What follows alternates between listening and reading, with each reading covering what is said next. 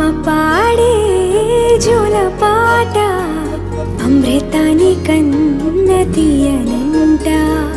అమ్మ పాడే లాలి పాట తేనెలూరి పారే ఏరునంట.